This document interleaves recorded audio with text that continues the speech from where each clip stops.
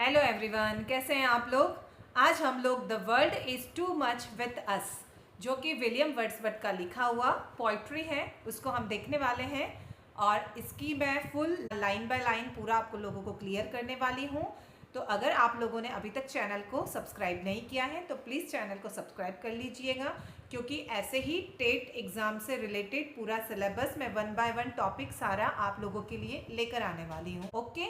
और इसके बाद हम लोग इसका समरी वाला पार्ट देखेंगे और इससे रिलेटेड हम मोस्ट इम्पोर्टेंट एमसीक्यूज भी देखने वाले हैं।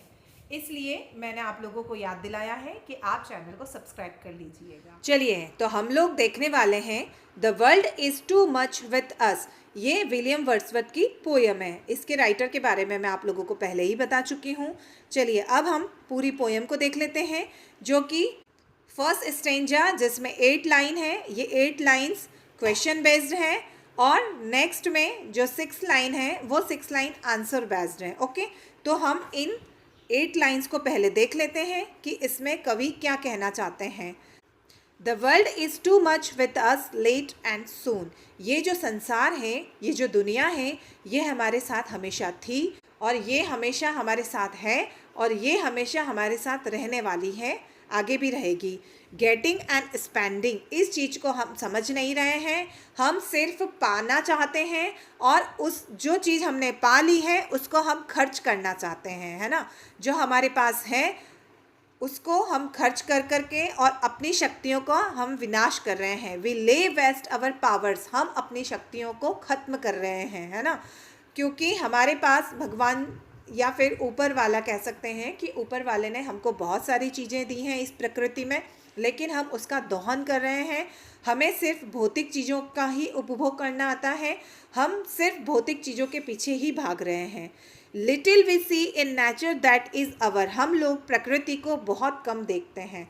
हम लोग सोचते हैं कि जो प्रकृति में है वो सिर्फ हमारा है और सिर्फ हमारा ही है, लेकिन इस प्रकृति में रहने वाले जितने भी जीव जंतु या ऊपर वाले ने जितने भी जीव जंतु बनाए हैं, ये प्रकृति उन सभी की है। We have given our hearts away और सो डिड बोन, हमने अपने दिल और दिमाग में भौतिक चीज़ों के प्रति हम इतना आकर्षित हो चुके हैं कि हमें और कुछ भी नहीं दिखाई देता है। This sea that bares her bosoms to the moon, हम लोग समुद्र को भी नहीं देखते हैं कि जो समुद्र है या जो समुद्र की लहरें हैं या जो ये फैला हुआ समुद्र है, ये अपना सीना चौड़ा करके और चंद्रमा को आकर्षित कर रहा है या चंद्रमा को अपने अंदर समेटना चाहता है ना। तो ये जो प्रकृति की सुंदरता है ये हम लोग नहीं देख रहे हैं। The winds that will be हॉलिंग at all hours, जो हवा है वो हमेशा चलती रहती है, कभी धीमे चलती है या फिर कभी तेज चलती है, लेकिन जो हवाओं का स्वर है या फिर कह सकते हैं कि जो हवाओं का मधुर धुन है, उन हवाओं की मधुर धुन को हम सुन नहीं पाते हैं। एंड आर अब gathered now like sleeping flower, हम कैसे हो चुके हैं, हम एक मुरझाए फूलों की तरह हो चुके हैं या फिर हम ऐसे फूलों की तरह हो चुके हैं जो कि सो चुके हैं।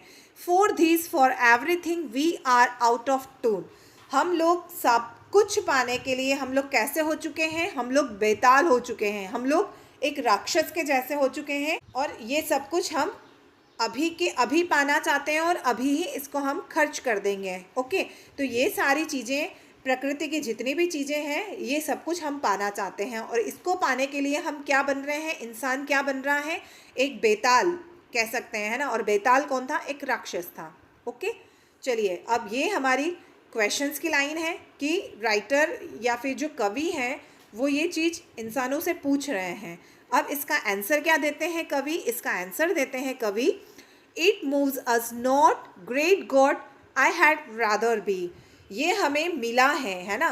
तो ये जो हमें मिला है सब कुछ प्रकृति से, ये हमें हिलाता नहीं है। अब ये हमें हिलाता क्यों नहीं है, क्योंकि प्रकृति से हम हैं, हमसे प्रकृति नहीं है। Great God I had rather be, है भगवान, मैं फिर से पुराने जो लोग हैं या पुराने जो इंसान होते थे, मैं वैसा बनना चाहता हूँ। अ पगान सकल्ड इन अ क्रीड आउट वॉन्ड, एक पगान नाम का मतलब धर्म है, पगान धर्म है, तो मैं उसको पसंद करता हूँ या मैं एक पगान धर्म को पसंद करना चाहता हूँ। क्यों है ऐसा, क्योंकि so might I standing on this pleasantly, क्योंकि मैं चाहता हूँ कि मैं अकेला महसूस करूं इन सब चीज़ों को, या मैं चाहता हूं कि प्रकृति को मैं अकेले रहकर महसूस करूं। Have glimpses that would make me less forlorn, मैं चाहता हूं कि मैं एक प्रकृति की झलक पा सकूं और जो समुद्र से निकलने वाले देवता होते हैं उनको मैं देख सकूं।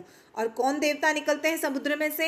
Have sight of Proteus rising from the sea, जो समुद्र में से प्रोटेसियस नाम के जो देवता निकलते हैं, मैं उनका अभिवादन कर सकूं या मैं उनको देख सकूं।